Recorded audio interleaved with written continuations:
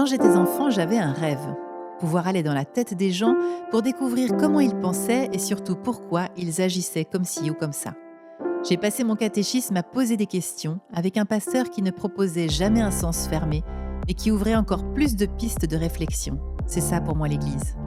J'ai entamé des études de théologie à l'université par passion pour Jésus, pour les Écritures et pour la quête de sens. À l'âge de 20 ans, j'ai vécu une expérience intérieure très profonde, presque mystique.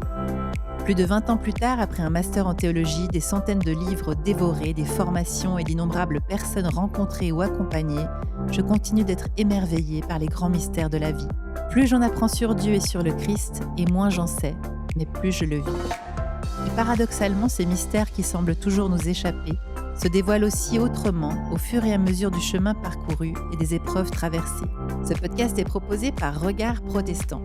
Je m'appelle Caroline Acosta, je suis auteure, théologienne, comédienne, chanteuse, pasteur, maman, en recherche sur la voie de l'amour du Christ. Dans ce podcast, je partage tout simplement avec toi, une bonne fois pour toutes. Bienvenue! Bienvenue dans ce nouvel épisode qui fait suite à la question de notre mission de vie que j'aimerais compléter et approfondir avec ce nouvel épisode pour partager avec toi comment discerner l'appel de Dieu dans notre vie. Pour commencer, j'aimerais vous partager une anecdote que j'ai vécue lors d'un voyage dans les Cévennes avec des jeunes au tout début de mon ministère. Et là, j'ai appris une des plus grandes leçons de vie pour apprendre à discerner l'appel de Dieu.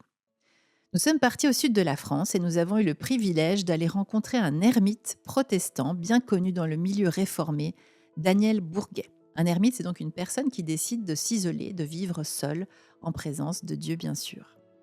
Je ne connaissais pas du tout Daniel Bourguet, je n'avais jamais rien lu ni entendu de lui. Je me souviens qu'on a marché avec les jeunes pour arriver jusqu'à une petite colline nichée dans les arbres et d'une roulotte ou une caravane. Un vieux monsieur tout barbu, tout simple, mais très souriant et le regard plus que radieux, est venu à notre rencontre. Nous nous sommes installés autour de lui et il s'est mis à nous raconter sa vie. Et chaque fois qu'il racontait quelque chose, il disait toujours « Et Dieu a mis telle personne sur mon chemin » et Dieu m'a fait tel signe ou donné telle parole. J'étais tellement frappée par son récit de vie, mais surtout justement par cette assurance qu'il avait de pouvoir dire et affirmer que Dieu était derrière tous ces signes. Ensuite, les jeunes ont pu poser toutes les questions qu'ils voulaient, auxquelles il a joyeusement répondu, et à la fin, j'ai pas pu m'empêcher de lui demander « Mais Daniel, comment pouvez-vous être aussi sûr que c'était chaque fois Dieu qui vous faisait signe ?» Je n'oublierai jamais son immense sourire malicieux et ses yeux plongés dans les miens. Il m'a dit « Ah, mais ça, je ne le savais pas à l'époque. C'est avec le temps que j'ai compris que c'était Dieu qui agissait. J'ai compris que Dieu se manifeste de manière subtile, qu'il faut apprendre à l'écouter et à le fréquenter comme un ami. Dieu se manifeste dans tout ce qui nous remet debout, dans ce qui nous rend vivants ou nous appelle vers le vivant, et ce qui nous permet de nous approcher de lui et de son amour. Ce qui est amusant, c'est que maintenant que je sais comment il a fait dans le passé, j'essaye de voir comment il le fait dans le présent. C'est comme un jeu, c'est un vrai exercice spirituel. Je n'oublierai jamais cette rencontre et ce que Daniel Bourguet nous a enseigné ce jour-là. C'est comme s'il m'avait donné une boussole intérieure. Et dès lors, j'ai commencé bien sûr à faire cet exercice pour moi dans ma propre vie. Et en vous le racontant maintenant, je mesure combien cette parole a transformé ma vie et m'a vraiment permise de vivre pleinement avec le Seigneur jusqu'à aujourd'hui. Alors je suis d'autant plus heureuse de pouvoir vous la transmettre ici pour que vous aussi, vous puissiez faire l'exercice et apprendre à vivre dans son appel.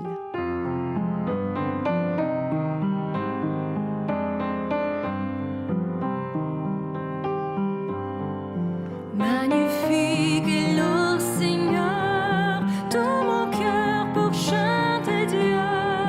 Magnifique est le Seigneur, Alléluia, Alléluia. Quand je relis ma propre histoire personnelle et pastorale avec ce regard, je me dis d'abord que Dieu m'a donné, je crois, de naître dans une famille multiculturelle, multiconfessionnelle et multilingue. C'est mon héritage, c'est la part que j'ai reçue. 4 cultures différentes entre la danoise, l'italienne, la française et la suisse, ainsi que leur langue et leurs trésors culinaires, bien sûr. Et puis j'ai aussi reçu les confessions chrétiennes luthériennes, catholiques romaines et réformées. En fait, depuis ma plus tendre enfance, je vis dans la mixité sur tous ces plans différents avec bonheur et je vous le dis oui, c'est tout à fait possible. Pour moi, c'est une richesse extraordinaire d'avoir reçu cette diversité et aujourd'hui dans mon ministère, je découvre combien cela est précieux dans mon travail pastoral. Personnellement, je me suis toujours sentie aussi bien chez moi dans une église catholique, romaine, luthérienne et réformée. Et comme les enfants, j'ai envie de dire, mais pourquoi choisir, Seigneur? Et c'est d'ailleurs ce que je transmets à mes filles, qu'elles se sentent chez elles dans toutes les églises, parce que comme je dis, c'est la maison du Seigneur et c'est lui et lui seul qui nous accueille.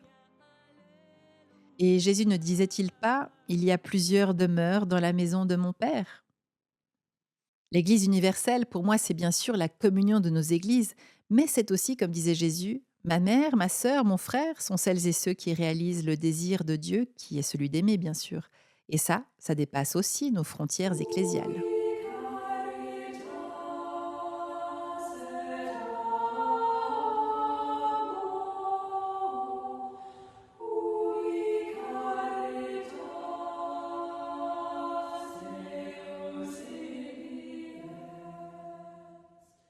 Comme je le dis dans le générique de ce podcast, je me souviens qu'enfant, j'avais ce rêve, aller dans la tête des gens. J'avais une immense soif de comprendre l'âme humaine, sans doute parce que je voyais des gens autour de moi que je ne comprenais pas toujours. Alors j'avais soif de comprendre et j'ai toujours aimé poser des questions. C'est ce qu'a dit une maîtresse d'école à ma mère un jour. Ce qui est bien avec Carolina, c'est qu'elle n'a jamais peur de poser des questions. Et en grandissant, cette soif de comprendre et de chercher le sens de la vie, le sens des choses, des grands mystères et de Dieu et de cet amour absolu, évidemment, ne m'ont jamais quittée. C'est comme si cet amour irrésistible m'appelait toujours au-dedans et qu'il venait me chercher encore et encore. C'est avec le temps que j'ai trouvé son nom, mon Dieu. Et mon Dieu reste insaisissable. Il est toujours la question et la réponse continue et vivante. Mais il a aussi pris pour moi ce visage du Christ qui me permet de m'approcher un peu plus de lui. Je crois que mon dialogue avec Dieu a repris, et si je dis repris, c'est parce que je pense qu'enfant, je l'avais intuitivement, mais qu'après, avec les épreuves de la vie, je l'avais un peu perdu. J'ai donc vraiment repris ce dialogue en entrant en stage pastoral en 2005. C'est là que j'ai commencé à approfondir l'écoute silencieuse quand j'ai découvert la communauté de Thésée. C'est pendant cette période que j'ai appris à méditer les Écritures, à pratiquer plus assidûment la prière. Et aujourd'hui, avec le recul, j'ose le dire, même si ça me fait encore un peu peur, je crois vraiment que Dieu est venu me chercher et qu'il m'a appelé à de nombreuses reprises avant ce stage. Je me souviens par exemple, lorsque j'étais à Paris, après mes études de théologie pour faire de la musique, un jour j'ai été invitée à participer à un mariage catholique. Et le prêtre m'avait tellement touchée, il était tellement vivant qu'en sortant, je me suis vraiment dit, mais moi, c'est ça que j'ai envie de faire des mariages comme lui. Rétrospectivement, aujourd'hui, je me dis, bah, c'était un moment où Dieu m'appelait. Ou comme un autre fait que j'avais complètement oublié aussi, des amis me l'ont rappelé bien plus tard, le premier jour de ma rentrée en faculté de théologie, j'avais dit devant tout le monde que je n'excluais pas l'idée de devenir pasteur un jour. Et bien pourtant, pendant des années, ce souvenir et cette idée m'avaient complètement quitté au point de l'avoir occulté de ma mémoire. Et puis, toujours à Paris, après l'épisode du mariage, eh bien, j'ai rencontré Victor, qui sera mon futur mari. Et c'est lui aussi qui a réveillé en moi ce goût de la quête existentielle et spirituelle, parce que nos longues conversations prenaient toujours une tournure métaphysique. Et je me suis rendu compte que cette quête existentielle était plus forte que mon goût pour la musique, et là aussi, encore et toujours, comme un appel.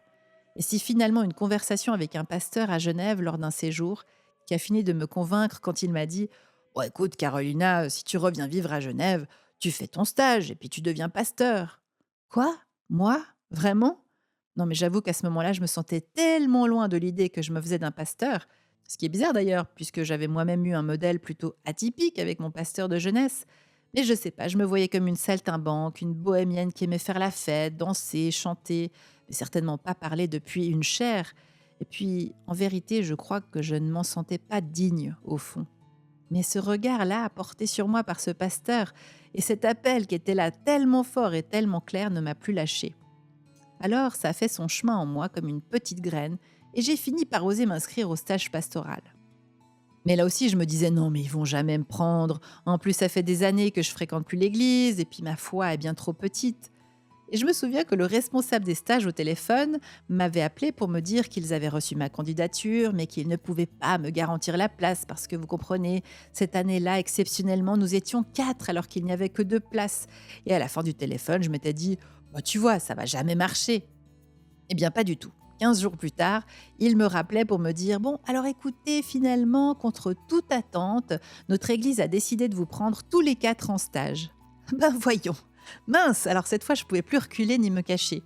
Et quand j'y repense aujourd'hui, je me dis, après tout, Dieu est bien capable d'ouvrir la mer en deux pour que son peuple traverse vers la liberté.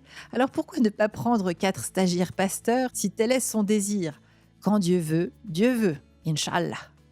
Je me souviens qu'entre ce téléphone et les 6 mois restants pour mon premier jour de stage, j'ai vécu émotionnellement les montagnes russes tous les jours. Certains jours, je me disais, ça va être super intéressant, je me réjouis trop.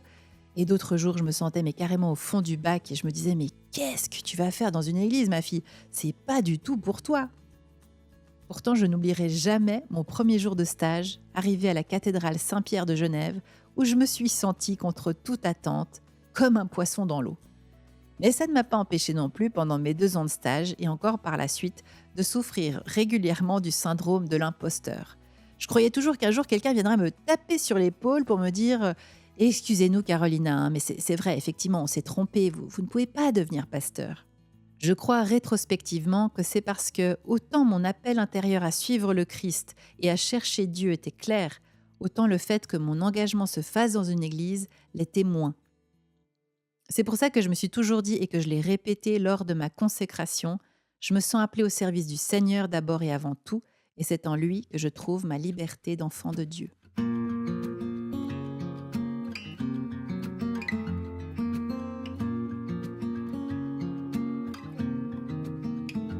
La voix du Seigneur m'appelle. Prends ta croix, viens et suis-moi. Je réponds, Sauveur fidèle, me voici, je suis à toi. Quand on se demande comment discerner l'appel de Dieu dans sa vie, il y a une phrase de Jésus qui m'a toujours marquée. C'est quand il passe devant un aveugle-né dans l'évangile de Jean et que ses apprentis disciples lui demandent « Pourquoi est-ce qu'il est né ainsi? Est-ce que c'est parce que lui ou ses parents ont péché ?» C'est-à-dire manqué la cible de Dieu? Et Jésus a cette réponse « C'est pour que la gloire de Dieu puisse se manifester. » Autrement dit, chacune et chacun peut se demander en quoi le fait d'être qui je suis, avec ce qui peut paraître comme des manques ou des faiblesses à certains, mais aussi avec ce que je sais faire, avec peut-être des talents ou des dons, des expériences de vie, peuvent servir à manifester la gloire de Dieu. Mais qu'est-ce que la gloire de Dieu maintenant, me demanderez-vous? Les évangiles nous disent que Jésus a manifesté la gloire de Dieu.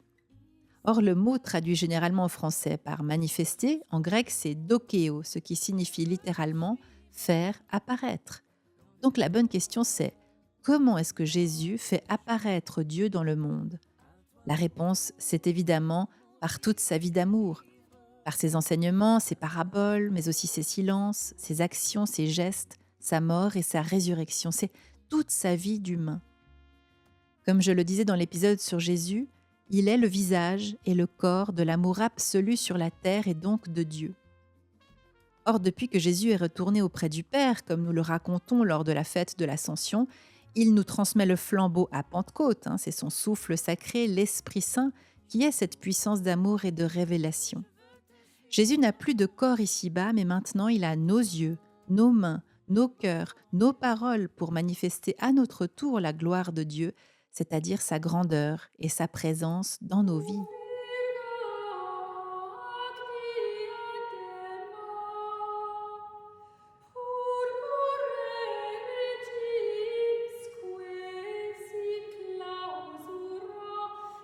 Et c'est ce qui m'éblouit tellement dans l'Évangile, encore une fois, c'est que c'est accessible à tout le monde. Toutes et tous, nous sommes appelés, si nous voulons bien écouter. On n'a pas besoin d'avoir un diplôme ou d'avoir le bon profil ou le bon CV pour vivre l'Évangile et devenir disciple du Christ. Jésus a appelé des gens tellement ordinaires à le suivre, mais parfois aussi à rester là où les gens vivaient pour continuer d'être ses témoins. Je pense à Marie, la propre mère de Jésus, qui était si jeune et si inexpérimentée, les pêcheurs de poissons que sont Simon et André, Matthieu, le collecteur d'impôts, ce qui correspondrait aujourd'hui à un fonctionnaire de l'État, Marthe, qui est une femme au foyer, Judas, qui est un ancien terroriste, zélote, Pierre, un homme marié, Zachée, qui est un riche entrepreneur, ou Suzanne, qui a un haut statut social puisque c'est la femme de l'intendant du roi d'Hérode, ce qui pourrait s'apparenter aujourd'hui à une sorte de consultant de ministre. Ou Myriam de Magdala, bien sûr, une femme qui a peut-être osé étudier, libre et sans attache, ce qui pouvait à l'époque la faire passer pour une folle habitée de 7 démons. Il y a le rabbin Nicodème, qui est d'ailleurs peut-être le seul vraiment formé aux Écritures, ou encore le centurion romain. Bref, vous voyez bien que tous ces gens, c'est nous, des gens ordinaires d'aujourd'hui dans toute notre diversité. Et ce qui est beau, c'est que nous sommes toutes et tous appelés à vivre et à faire des choses extraordinaires avec le Christ, là où nous sommes et tels que nous sommes.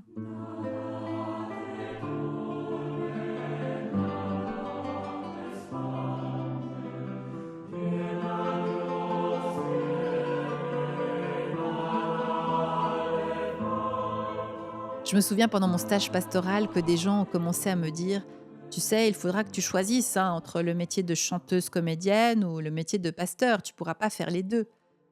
Alors je doutais et cela me rendait triste et je me disais: mais pourquoi mon Dieu me demanderait-il de renoncer à ce qu'il m'a lui-même donné et ce qui fait chanter mon cœur?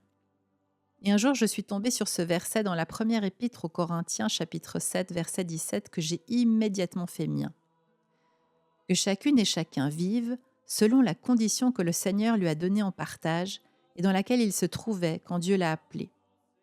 Bien sûr que le contexte est différent, mais pour moi, c'était la réponse que Dieu me donnait à cette question qui tourmentait mon âme.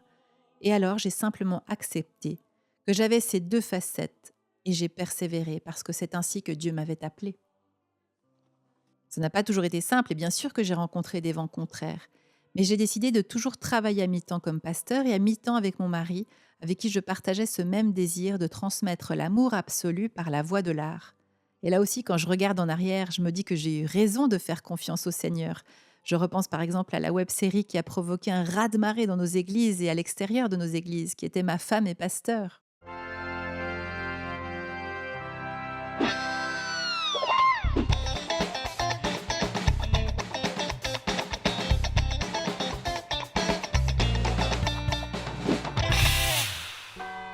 Oui, suivre l'appel de Dieu demande une grande confiance et parfois d'accepter d'être surprise sur le chemin. Mais quelle grâce! Chaque fois que je dois prendre une grande décision dans ma vie, mais même des petites en vérité, je suis en constante connexion et en prière avec Dieu. Je lui parle constamment pour lui demander de m'indiquer quelle voie prendre. Je suis à l'affût de signes, d'indices et toujours, toujours il me répond. Je crois que c'est cela dont parlait Daniel Bourguet. Apprendre à discerner sa présence, apprendre à déchiffrer son désir qui nous emmène toujours vers plus de vie. Ça demande parfois à ne pas être borné dans une direction si celle-ci se referme en permanence, par exemple. Ou parfois qu'il faut savoir persévérer quand on sent au fond de soi que c'est juste. En fait, c'est une expérience difficile à transmettre. C'est vraiment à chacun de découvrir pour lui-même. Ce qui est sûr, c'est que lorsque nous décidons enfin d'écouter et de rejoindre le cœur de notre âme pour entendre cet appel intérieur qui nous conduit vers toujours plus de vie, alors oui, je crois que c'est Dieu qui nous appelle. En l'écoutant et en le suivant, nous pourrons devenir les véhicules de son amour partout sur la terre. Et oui, toi aussi, tu es appelé. Si ce podcast t'a plu, n'hésite pas à le partager avec tes amis et à nous laisser 5 étoiles sur l'application. Ce podcast est proposé par Regard Protestant. Tu peux aussi m'écrire en t'inscrivant sur mon site www.carolina-costa.com. À bientôt et souviens-toi, tu es aimé, tu es béni par le Dieu de tout amour en Jésus-Christ. Amen.